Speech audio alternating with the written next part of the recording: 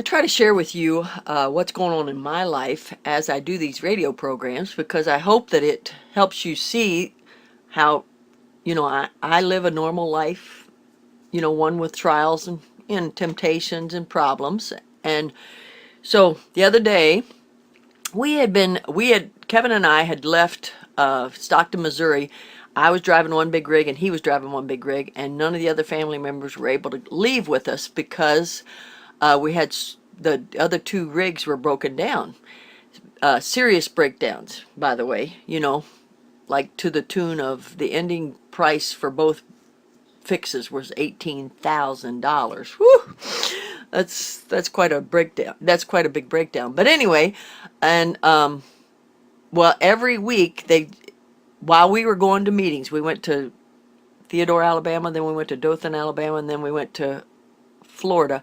While we were in several meetings, and the kids still weren't able to catch up with us. And it's just a lot of work for us to set up this carnival and all this. The one thing that we did not try to do was sing, just Kevin and I. So that helped a little pressure off of us. But it was on our second meeting, and we really thought the kids were going to be able to get up and running. The mechanics kept saying, yeah, tomorrow.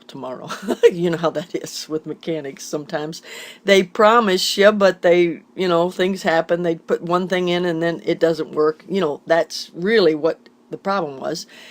So I just finally, that Saturday night before Dothan, Alabama, which we had gotten news that the carnival was going to be very, very cold. Like, it was going to be in the 40s. We've never had a carnival in the 40s, let me tell you. Praise the Lord, it wasn't raining, but it was very cold for those kids. Of course, I don't know if you all have this, realize it, but kids just don't seem to care about how cold it is. They make me cold watching them, but they don't seem to care how cold it was. So we were, it was that Saturday night, and I went to bed, and I just sort of, no, I didn't sort of, I complained to God. I'm real with you, and I said, God, I don't know if I can take many more meetings without any help. Now, praise the Lord, the churches that we were at, both churches realized that we were without help, and so they kicked in a lot, but it still seemed like a lot of pressure and stress on Kevin and I. And so I just said, Lord, I just need to know that there's an end in sight. Can you just give me some kind of sign?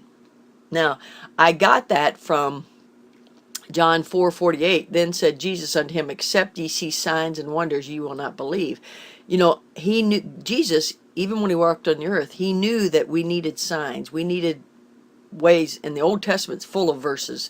1 Samuel 14:10, but if they say thus, come up unto us, then we will go up, for the Lord hath delivered them into our hand, and this shall be a sign unto us. The Lord used signs. In 2 Kings 28:8-9, Hezekiah said unto Isaiah, what shall the sign that the Lord will heal me, and that I shall go up into the house of the Lord the third day? And Isaiah said, this sign shalt thou have of the Lord, that the Lord will do the thing that he hath spoken. Shall the shadow go forth 10 degrees or go back 10 degrees? And of course, everybody knows that it's normal for it to go forward, so he asked him to make it go back. And so that was a sign.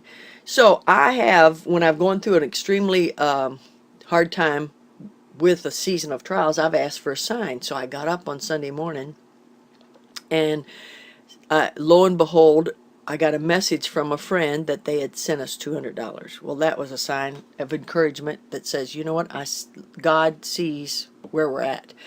So then I went out to set up the carnival, and one of the men that was there to help set up the carnival had actually set up inflatables in college, so he knew inflatables very well, and I could just tell him what to do, and he took care of the obstacle course for me, which that was one of the things I had taken on, and it was a big job. And it was just like, I walked away from that carnival saying, God, you showed me that you understand. You showed me that you see where I am, and I needed that sign. So I'm saying this to you ladies out there, those of you that are going through a season of trials, ask him for a sign. And let him show you that he sees where you're at, and he understands, and he cares. Sometimes we just need to know that God cares. I know the Bible's full of verses that tell us that he cares, but sometimes we just need a sign. And God came through for me, and I believe he can come through for you. Rejoice in the Lord always, and again I say rejoice.